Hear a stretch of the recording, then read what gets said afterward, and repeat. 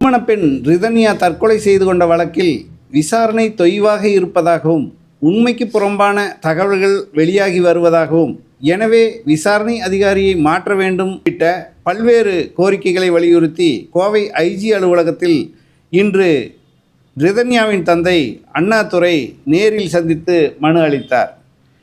அதிகாரிகளை மாற்றாவிட்டால் சிபிஐ விசாரணைக்கு இவ்வழக்கை மாற்றுமாறும் அவர் பேட்டியில் கூறியிருக்கிறார். மகள் ரிதன்யா தற்கொலை வழக்கில் வழக்கு தோய்வாக போய்கொண்டிருக்கிறது என்பது காரணத்துக்காக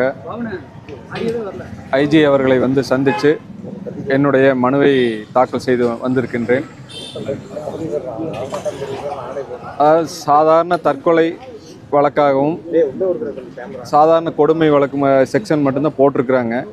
அதை வந்து ஐயா அவர்களுக்கு சுட்டி காட்டி எனக்கு வந்து சரியான செக்ஷன் போட்டு வழக்கை வந்து தீவிரமாக விசாரித்து உடனடியாக வந்து குற்றவாளிகளுக்கு தண்டனை வாங்கி கொடுக்கணும்னு சொல்லி அவர்கிட்ட வேண்டுகோள் விடுத்து மனு கொடுத்துட்டு வந்திருக்கிறேன். அவரும் பார்த்துட்டு உடனடியாக வந்து இன்றைக்கே அதுக்கு உண்டான முயற்சி எடுக்கிறேன். எவ்வளோ ஃபாஸ்ட்டாக பண்ண முடியுமோ பண்ணுறேன்னு சொல்லியிருக்கேன். அது வந்து இன்னும் வந்து போஸ்ட்மார்ட்டம் ரிப்போர்ட்டும் வரல, லேப் ரிப்போர்ட் வரல, ஆடியோ ரிப்போர்ட் வரலன்னு சொல்லி அவங்க சைட்லேருந்து அந்த விசாரணை சொல்லியிருக்காங்க. ஏன்னா அதுக்கு உண்டான காலதாமதம் கண்டிப்பாக ஆகும்.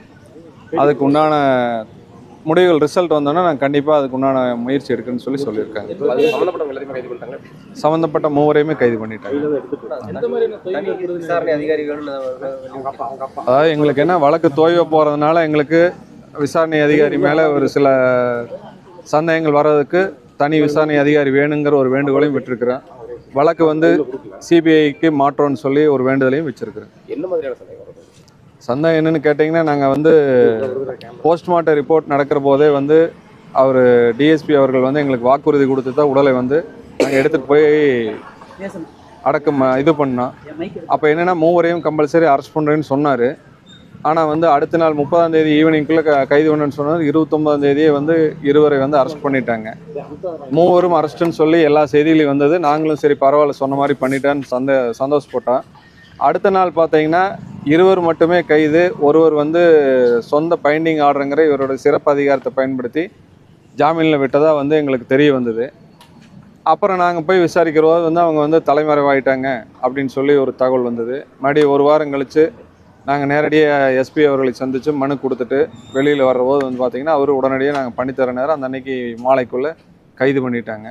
அதனால் ஏன்னா அதாவது எங்களுடைய பொண்ணு இறந்தது 29ஆம் தேதி காலையிலேயே தமிழ்நாடு முழுக்க இருக்கிற அனைத்து தொலைக்காட்சிகளையுமே அந்த ஆடியோ ரிலீஸ் ஆகிருக்கு. பொண்ணை பற்றி எல்லா தகவலும் போயிருக்குது.